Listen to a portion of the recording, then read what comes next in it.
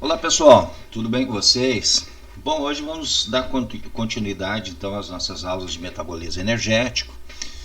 Ahn, Continuando, portanto, a última aula, dando sequência à última aula onde falamos de adaptações do metabolismo energético frente ao estado alimentar absortivo, ao estado pós-prandial, ou seja, quando estamos aí aproveitando, absorvendo os nutrientes da alimentação. Agora, então, eu gostaria de falar dessas adaptações no estado pós-absortivo, ou jejum, ou seja, quando não estamos mais absorvendo nutrientes a partir do trato gastrointestinal e, portanto, deveremos utilizar nossas reservas que foram produzidas durante o estado pós-prandial, depois da alimentação. Portanto, há dois grandes objetivos dessas adaptações aí no estado pós-absortivo ou jejum, que é basicamente mobilizar as reservas endógenas, reservas energéticas, basicamente na forma de glicogênio e de triglicerídeos, mas também devemos manter a glicemia basal, níveis básicos de glicose no sangue, uma vez que não estamos mais obtendo a partir da alimentação esse nutriente que é essencial para alguns tecidos, que não conseguem utilizar de forma adequada ou não conseguem utilizar os ácidos graxos, as gorduras para a obtenção de energia. Aí eu posso citar para você o sistema nervoso, que utiliza precariamente ácidos graxos para obtenção de energia, portanto tem preferencialmente aí a glicose como fonte energética.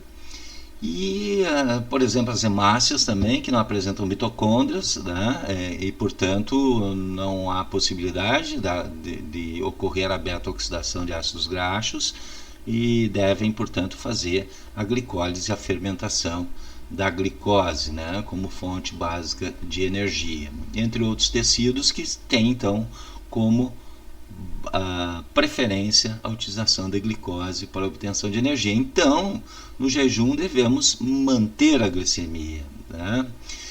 Em relação à mobilização de reservas,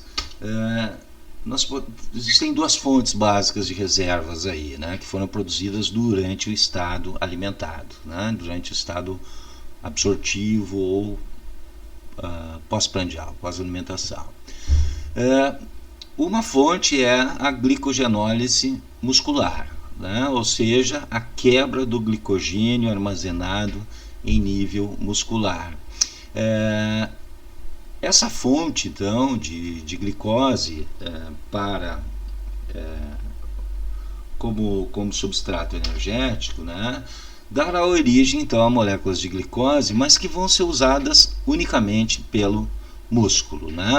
Então, a glicólise muscular, a quebra desse polímero de glicose armazenado no músculo, dará origem à glicose fosfato, glicose 6-fosfato, que só poderá ser utilizada no músculo, uma vez que não há uma enzima capaz de desfosforilar essa glicose a fim que ela possa sair da fibra muscular e entrar na circulação e ser útil para outros tecidos, que é a glicose 6-fosfatase. Isso só vai ocorrer no fígado.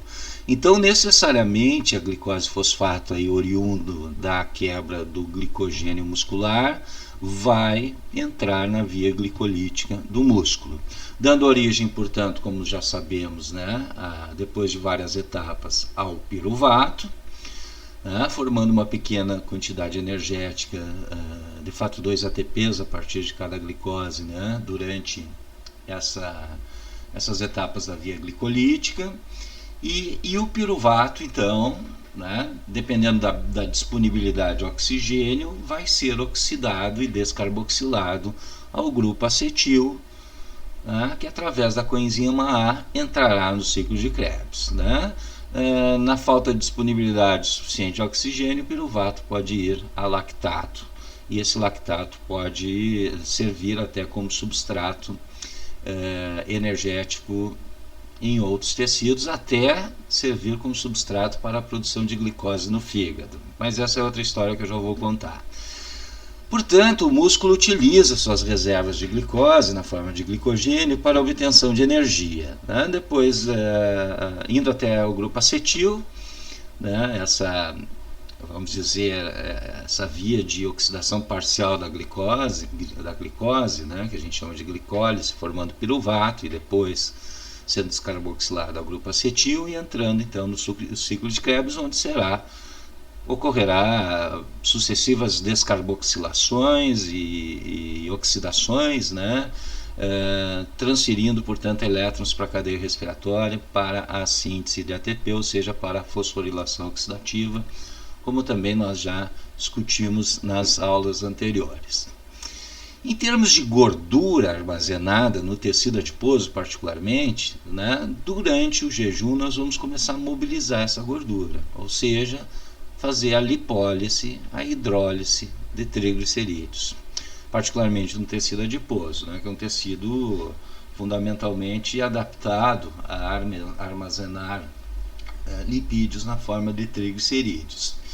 Essa hidrólise, então, vai dar origem a ácidos graxos e o glicerol, né? Lembrando que cada molécula de glicerol se esterifica com 3 moléculas de ácido graxo, formando os triglicerídeos. Portanto, essa estrutura vai ser hidrolisada, liberando ácidos graxos para que possa ser utilizada em outros tecidos, como no próprio músculo, né? Músculo cardíaco, no fígado. Então, o ácido graxo, à medida que o jejum vai se prolongando e à medida que os estoques de glicogênio vão diminuindo, ácido graxo passa a ser uma fonte muito importante de energia. E sabemos que os ácidos graxos, então, são oxidados na mitocôndria a partir do processo da beta-oxidação, né, que vai quebrar os ácidos graxos em várias moléculas de 2 carbonos, ou seja, vários grupos acetil, dependendo do tamanho da cadeia do ácido graxo oxidada, né? Nesse processo também há oxidações sucessivas, sendo uma fonte importante, né, do grupo acetil que entra no ciclo de Krebs e pode servir então como substrato para oxidações e síntese de ATP. Devemos também chamar a atenção que, particularmente quando a gente falar em beta-oxidação hepática, ou seja, utilizar esses ácidos graxos na beta-oxidação no fígado, né, nós vamos ver a seguir que no fígado a via glicolítica ela está inibida, né, e ao contrário, o inverso da via glicolítica está ativado, ou seja, o fígado passa a utilizar intermediários da via glicolítica para produzir glicose, né, e não utilizar glicose para obtenção do piruvato. Então, o inverso da via glicolítica está, portanto, ativada, né? E isso demanda muitas vezes a utilização de cetoácidos do ciclo de Krebs, o desvio particularmente do ácido oxalacético do ciclo de Krebs. Então, de certa forma, o ciclo de Krebs ele também está inibido no fígado, ou está diminuída a sua velocidade por haver um desvio, né, a partir do ácido oxalacético para a síntese de intermediários da via glicolítica para a produção de glicose, né? Então, essa diminuição da velocidade do ciclo de Krebs pode fazer com que haja acúmulo de grupo acetil a partir da oxidação de ácidos graxos, né, da beta-oxidação no fígado, uma vez que o grupo acetil deveria entrar no ciclo de Krebs, né, se reunir com o ácido oxalacético a partir da ação da citrato sintase, né, para formar ácido cítrico.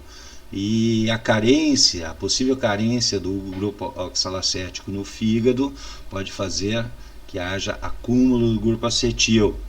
Portanto, no fígado pode ocorrer condensação de grupos acetil, formando o que nós chamamos de corpos cetônicos, né? Corpos cetônicos como o ácido aceto acético, o ácido beta-hidroxibutírico e a própria propanona. Essas substâncias produzidas são conhecidas como corpos cetônicos e até podem ser usadas como substrato energético. Entretanto, num jejum prolongado, muito prolongado, com excesso de produção de corpos cetônicos, bem como num diabetes, num estado diabético não adequadamente tratado, negligenciado, portanto, o acúmulo excessivo de corpos cetônicos pode causar uma situação, uma patologia metabólica, né, onde a alteração do pH do nosso meio interno, chamado de cetoacidose, né?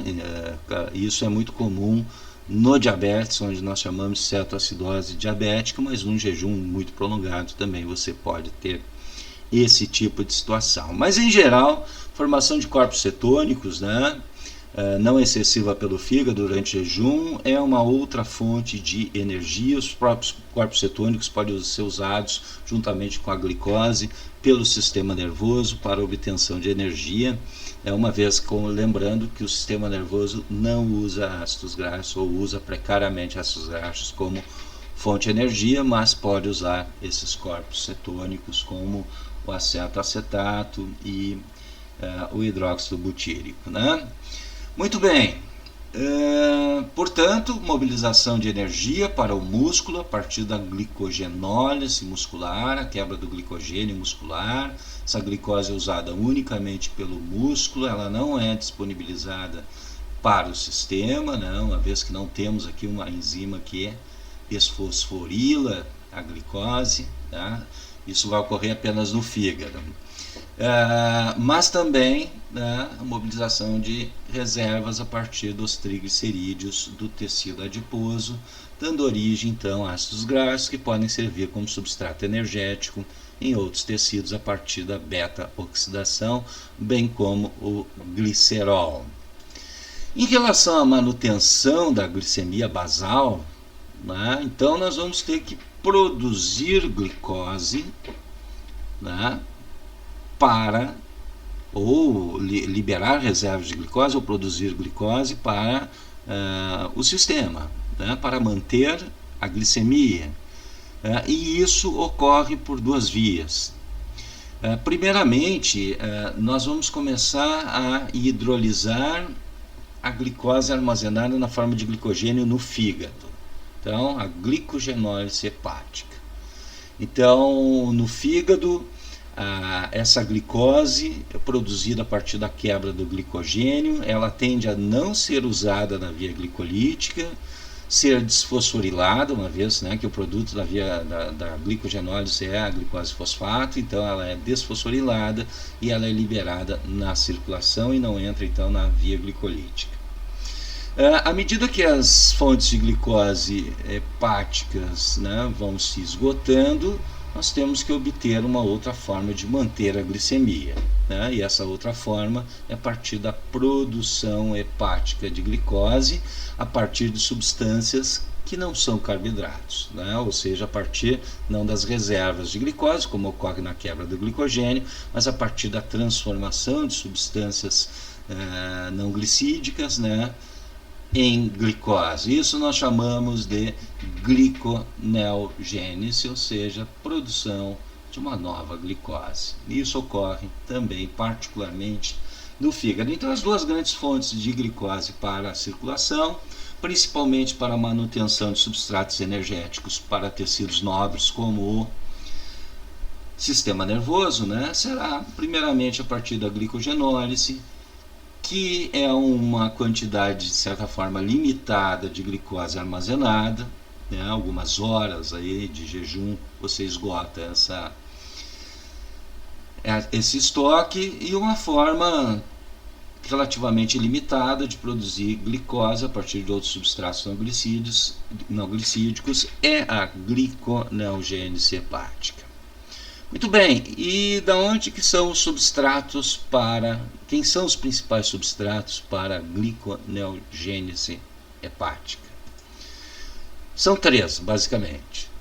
O glicerol, obtido a partir da lipólise de triglicerídeos no tecido adiposo,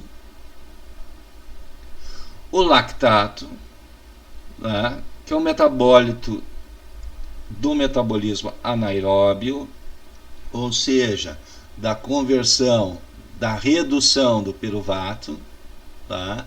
Em vez dele ser oxidado ao grupo acetil, ele é reduzido a lactato quando nós não temos disponibilidade suficiente de oxigênio. Isso particularmente vai ocorrer no músculo, né, na falta de disponibilidade de oxigênio, e também nos nossos glóbulos vermelhos, uma vez que os glóbulos vermelhos não apresentam mitocôndrias, portanto a obtenção de energia das hemácias é a partir da glicólise, e o produto final, na ausência de uma mitocôndria, para dar continuidade à oxidação completa da glicose, é o lactato, né? O piruvato não vai ser oxidado a acetil, e sim ele vai ser reduzido a lactato, sendo esse o produto final. Então o lactato é uma outra fonte para a formação de glicose além do glicerol, e particularmente uma fonte relativamente aí ilimitada, né?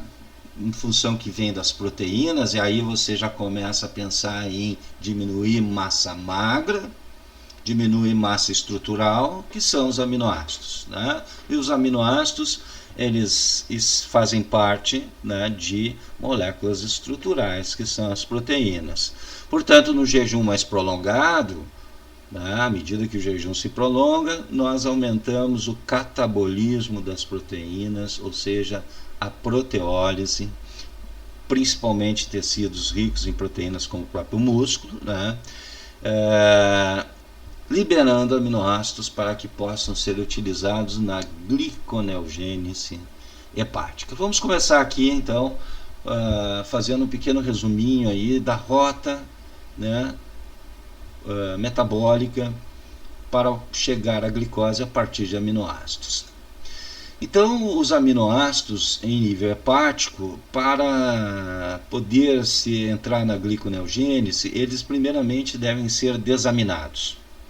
Então, essa desaminação aqui que ocorre para formação ou de cetoácidos do próprio ciclo de Krebs, diferentes tipos de cetoácidos dependendo do aminoácido que está sendo desaminado, ou alguns aminoácidos, ao ser desaminados, formam o piruvato, né? Então, a partir dessas duas vias, né, ou desses de cetoácidos do ciclo de Krebs ou do piruvato, nós vamos iniciar então um caminho reverso, né, ou relativamente reverso da glicólise, né, e formando então a partir deles a glicose. Nesse sentido, há um balanço nitrogenado negativo, né?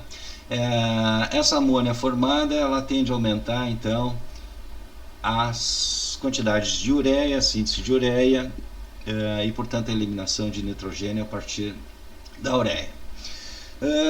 Como eu tinha comentado no início, a partir de intermediários do ciclo de Krebs, ou seja, de cetoácidos do ciclo de Krebs, ou particularmente a partir do ácido oxalacético, durante o jejum, né, o ciclo de Krebs passa a ser desviado. Então, o ácido oxalacético, em vez de se condensar com o grupo acetil para formar citrato, ele é desviado, né? E ele é desviado para ser utilizado como substrato para a síntese de glicose, né? Então, recapitulando, né, aminoácidos podem ser desaminados para formar cetoácidos do ciclo de Krebs, inclusive o próprio oxalacetato, né, dependendo de qual aminoácido for. A maioria dos aminoácidos podem ser, então, substrato para a síntese de glicose, com poucas exceções. Então, eles são desaminados para a formação de um intermediário do ciclo de Krebs, incluindo o próprio oxalacetato. De qualquer forma, se for desaminado num intermediário anterior ao grupo ao oxalacetato, né, o ácido oxalacético, ele continua o ciclo de Krebs até ácido oxalacético, e a partir do ácido oxalacético há um desvio do ciclo de Krebs, né? De fato, o ácido oxalacético ele vai ser transformado num intermediário, ele vai ser descarboxilado, né, num intermediário da via glicolítica, que é o fosfenol piruvato, né? Da mesma forma, aminoácidos que são desaminados em piruvato, tá, para serem convertidos em fosfenol piruvato, que é o precursor do piruvato na via glicolítica, né, eles antes não podem ser convertidos diretamente em piruvato, em fosfenol piruvato. Então, antes, o piruvato é carboxilado, né, o piruvato tem 3 carbonos, é carboxilado em ácido oxalacético, que tem 4 carbonos, e depois novamente descarboxilado em fosfenol piruvato, e aí sim segue a via reversa da via glicolítica com pequenos desvios lá perto de chegar à glicose, que eu não vou agora entrar nesse detalhe. Ok? Então, aminoácidos, basicamente, eles são desaminados, são convertidos em intermediários do ciclo de Krebs. A partir do ácido oxalacético há um desvio desse ciclo de Krebs, esse ácido oxalacético é descarboxilado e se forma o ácido fosfenol pirúvico, né? Seguindo então a rota reversa da via glicolítica. O próprio piruvato, né, pode, que é oriundo a partir também da desaminação de alguns aminoácidos, né, ele pode seguir a via reversa da via glicolítica, mas não diretamente ao fosfenol piruvato, mas sim sendo com o primeiro carboxilado, né, em ácido oxalacético e depois descarboxilado em fosfenol piruvato, indo até a glicose. O lactato também, né, ele pode no fígado ser convertido a piruvato, né, ele ser oxidado a piruvato, e depois o piruvato a ácido oxalacético, né, fosfenol piruvato, e seguindo a via reversa da glicólise até formar a glicólise. O glicerol, proveniente lá da hidrólise dos triglicerídeos, ele também é fonte, né, de um intermediário da via glicolítica, que é a dihidroxiacetona fosfato. Então, no fígado nós podemos converter tanto glicerol, quanto lactato, quanto aminoácido em intermediários da via glicolítica, né? E já que essa via está inibida durante o estado de jejum,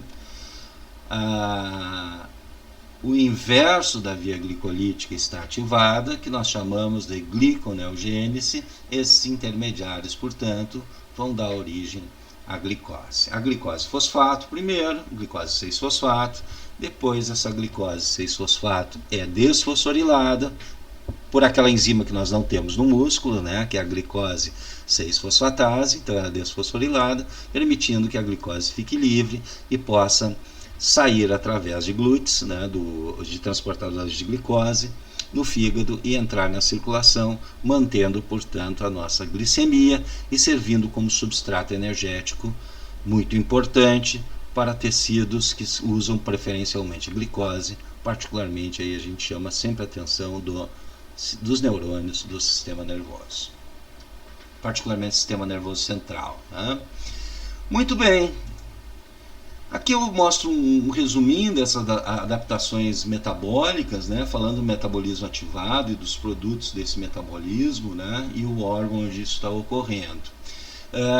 Na primeira linha aqui eu coloco, não é exatamente um metabolismo ativado, né, mas uma característica que vai ocorrer tanto no músculo quanto no tecido adiposo, que é a diminuição da captação de glicose, né? E isso ocorre basicamente em função de que no jejum há uma diminuição dos níveis de insulina, e a insulina, o principal hormônio, ou hormônio responsável o aumento da expressão do GLUT4, né, do transportador de glicose no músculo e nos adipócitos. Esse é um transportador de glicose dependente de insulina, e à medida que no jejum nós temos insulina em menor quantidade, há uma menor né, exposição do GLUT4 na membrana desses tecidos. Consequentemente, tanto o músculo quanto adipócitos vão diminuir a captação de glicose. Isso explica porque o músculo passa a utilizar basicamente a glicose, né, proveniente do glicogênio muscular. E os adipócitos, nesse momento, eles não têm substrato, que o principal substrato aí é a glicose, para a síntese de glicerol e ácidos graxos, então passam a hidrolisar as suas reservas e não a sintetizar, obviamente, essas reservas, né? Existem alguns hormônios que vão, além da diminuição de insulina, que isso é importantíssimo para essas adaptações do jejum, a redução, né, de insulina. Existem alguns hormônios que aumentam e vão ativar esses metabolismos. Então, no músculo, nós vamos ter então a glicogenólise muscular ativada. O produto dessa glicogenólise é a glicose fosfato, que necessariamente vai ser utilizada na via glicolítica até a formação do piruvato, como nós conversamos no slide anterior. A oxidação de lipídios no músculo aumenta também, né? E de ácidos graxos particularmente, né? Então nós temos aí o músculo usando ácidos graxos como fonte energética à medida que o seu glicogênio é esgotado. Isso também ocorre, além do jejum, na atividade física. Na atividade física há uma diminuição da utilização de glicose e um aumento da beta-oxidação, né, da utilização de ácidos graxos como fonte energética, né, tendo como produto o grupo acetil, que entrará no ciclo de Krebs, além de NADH, né, e FADH2, que são utilizados, são os transportadores de elétrons para a cadeia respiratória. Também nós temos o aumento da proteólise muscular, particularmente à medida que o jejum se torna mais prolongado. Um dos hormônios mais importantes aqui, que tendem a fazer essa adaptação é o cortisol. O próprio glucagon também tem algum efeito nesse sentido, mas de qualquer forma a redução de massa magra vai ocorrendo, o catabolismo de proteínas vai ocorrendo à medida que nós entramos e se estendemos no estado pós-absortivo, né? Dando origem, portanto, a aminoácidos que podem ser utilizados como fonte para a síntese de nova glicose no fígado. Nos adipócitos, né, a lipólise está ativada, né, hidrólise dos triglicerídeos em ácidos graxos e glicerol. Ácidos graxos usados na beta-oxidação e glicerol também uma outra fonte, tal como os aminoácidos, para a biossíntese de nova glicose no fígado. No fígado, a glicogenólise é ativada, né, dando origem à glicose livre ao final, que pode ser biodisponibilizada na circulação, mantendo, então, sendo uma fonte para a manutenção da glicemia. A gliconeogênese está ativada, então isso é fundamental para manter de forma contínua os níveis de glicose, independente do término, né, dos estoques de glicogênio, também dando origem à glicose fosfato, que será desfosforilada a glicose livre e poderá ser biodisponibilizada ao sistema. A beta-oxidação, né, dando origem ao grupo acetil. E aqui volto a lembrar que já que há um desvio do ciclo de Krebs no jejum, no fígado, né, a partir do ácido oxalacético, então há uma tendência de acúmulo de grupo acetil.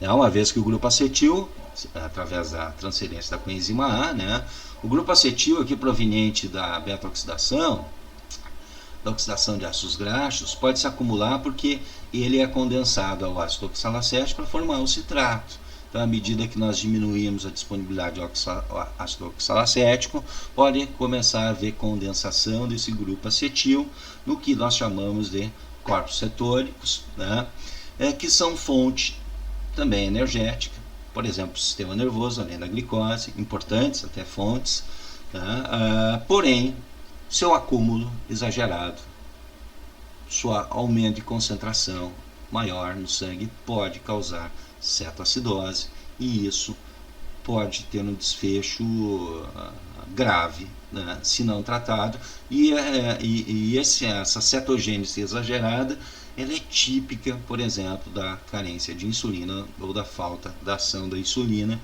que ocorre no diabetes não tratado, né, ou diabetes tratado de forma precária, né. Muito bem, por fim aqui eu queria dizer então que um dos principais hormônios, além da diminuição da insulina, que talvez seja muito importante, a diminuição dos efeitos da insulina nos adaptam ao jejum.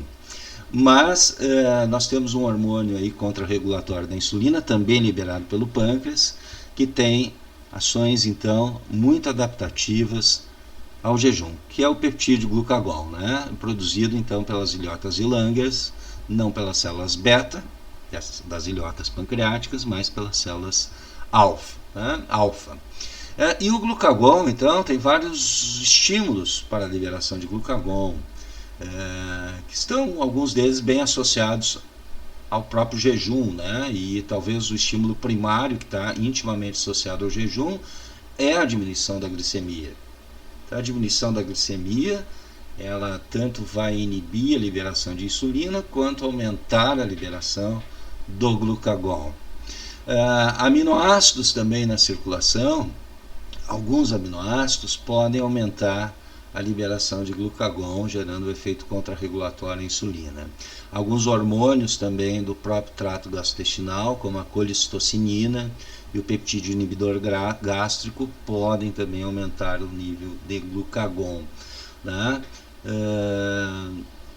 Mas eu chamo a atenção sem dúvida que a diminuição da glicemia no jejum, no caso, é o principal fator de aumento dos níveis de glucagon. Também no jejum, né, considerando que o jejum também de certa forma é um estresse, né, físico, né? Então estresse físico, estresse emocional e atividade física, de certa forma, aumenta a atividade do sistema nervoso simpático, a descarga adrenal, e tanto a noradrenalina, neurotransmissor simpático, quanto a adrenalina, né, o hormônio adrenal, da medula adrenal, tem efeitos sobre o pâncreas, aumentando a liberação de glucagon.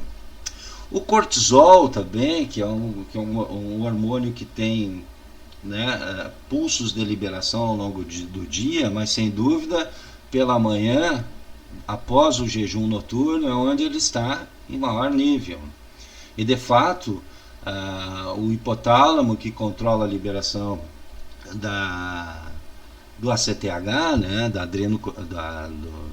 do hormônio adrenocorticotrópico lá na hipófise, ele também é sensível a alterações de glicemia. De certa forma, a diminuição da glicemia aumenta os níveis de cortisol. E o cortisol, né, ele é um fator também que aumenta o glucagon. Queria chamar a atenção que tanto o cortisol quanto a adrenalina, os estímulos adrenérgicos, também estimulam metabolismos adaptativos ao jejum, né? Também estimulam a gliconeogênese. O cortisol é um potente estimulador da gliconeogênese.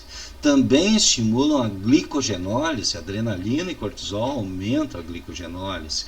E particularmente aqui a adrenalina é um potente estimulador da lipólise, né, da hidrólise de triglicerídeos. Então esses hormônios também são contrarregulatórios à insulina, tal como o glucagon, né? Aqui eu botei como centro o glucagon, porque sem dúvida ele, para a adaptação ao jejum, ele é um dos mais importantes hormônios regulatórios. Isso quer dizer que o glucagon vai aumentar a glicogenólise, vai estimular a gliconeogênese, vai aumentar a lipólise de triglicerídeos, aumentando então a disponibilidade de ácidos graxos para a beta-oxidação, e também de forma indireta nós temos um aumento então da produção de corpos cetônicos, particularmente pelo fígado. Observem que esses, ao contrário das adaptações que ocorrem no estado absortivo, né, no estado pós-prandial, quando a gente está se alimentando, né, que são adaptações de metabolismos basicamente anabólicos, de síntese, de reserva, de aumento da complexidade estrutural das moléculas. A adaptação ao jejum é basicamente, então, oposta. É uma adaptação catabólica, do catabolismo celular, do estímulo ao catabolismo celular, da hidrólise, da diminuição da complexidade estrutural e energética das moléculas, né? De fato, aqui todos esses metabolismos, exceto a gliconeogênese, podem ser considerados metabolismos catabólicos, né, em si. Por fim, né, só para mostrar aqui esse esquema, né, que o glucagon, portanto, aumentaria aqui a lipólise, aumentando a disponibilidade de ácidos graxos, né, que podem ser e vão ser usados na beta-oxidação hepática. Parte, né, pode então ser substrato para a síntese, para a produção de corpos cetônicos, né, o que não conseguir ser oxidado no ciclo de Krebs, acaba o grupo acetil, né, oriundo da beta-oxidação de ácidos graxos, acaba então sendo condensado nos chamados corpos cetônicos. Então nós temos um aumento dos níveis de corpos cetônicos na circulação. O glicerol pode ser usado para biossíntese, né, através da gliconeogênese hepática de glicose. Né? De fato, no fígado, a glicólise, né, que é aqui, ó, glicose, fosfato a piruvato, esse caminho está inibido e nós temos o caminho inverso ativado, né, pelo glucagon, por exemplo, pelo cortisol, por exemplo. Né? Então, nós temos ativado a gliconeogênese e essa glicose fosfato ela pode ser desfosforilada, ela será desfosforilada, né, permitindo que a glicose possa fluir para a circulação através de glúteos aqui, né, auxiliando na manutenção da glicemia. Então, a fonte de glicose para a manutenção da glicemia é basicamente o glicogênio hepático, então a glicogenólise ativada, bem como a conversão então de aminoácidos, de glicerol e de lactato em cetoácidos intermediários da via glicolítica, que vão permitir a formação de nova glicose num processo que nós chamamos de gliconeogênese. Bom, então era isso. A ideia era falar de forma resumida, né, essas adaptações, a gente acaba se estendendo um pouco. Né?